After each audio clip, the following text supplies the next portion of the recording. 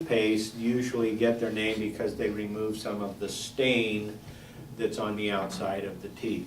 They don't whiten the tooth itself.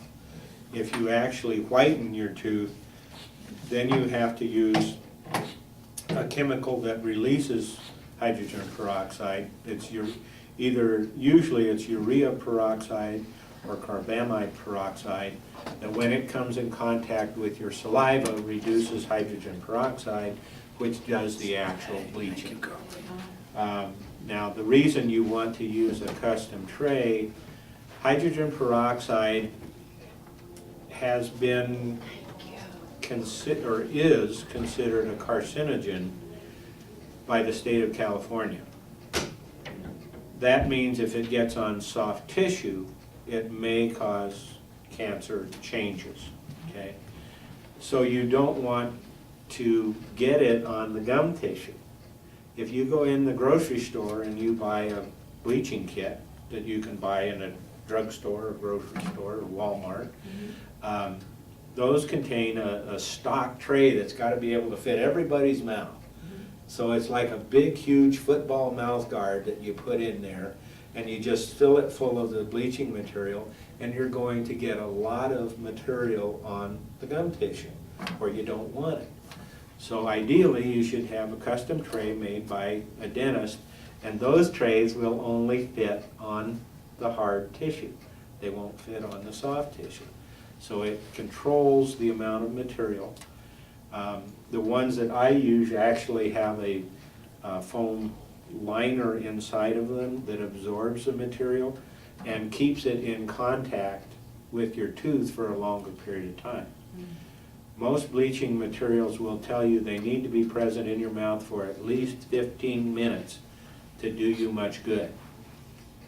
Nobody keeps toothpaste in their mouth for 15 minutes. Nobody. So a whitening toothpaste does not whiten your teeth, other than removing stain from the outside, and that's it. Okay. If you want to whiten your teeth, get a custom kit made. Now you can use Get some white paint.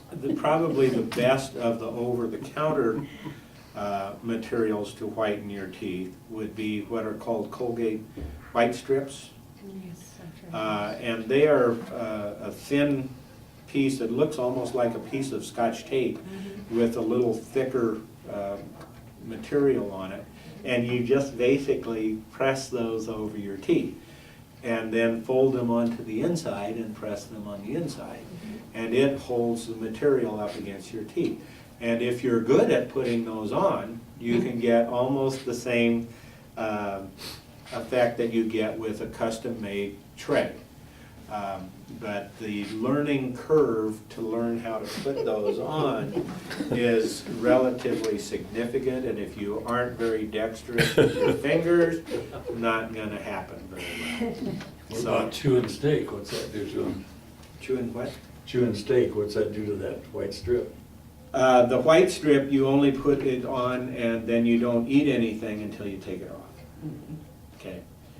Because if you eat anything, it will destroy the strip.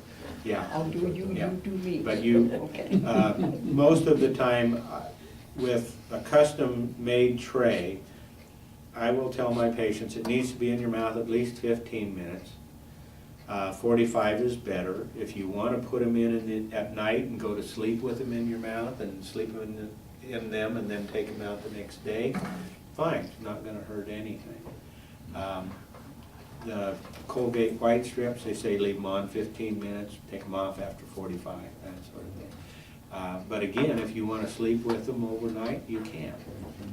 One of the interesting side effects of bleaching trays, because of the hydrogen peroxide, it affects the bacteria in your mouth, and people who have periodontal problems quite often, if they bleach, those periodontal problems go away. Yeah. Because it kills the bacteria, which is what causes the problem.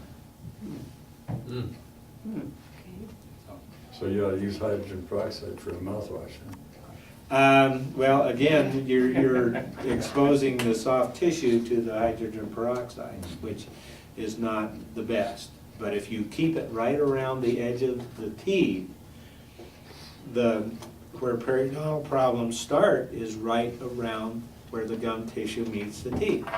And if your tray goes right there, it will affect the bacteria right there. And quite often, I've seen significant decreases in pocket depth in people who bleach their teeth. What about the mouth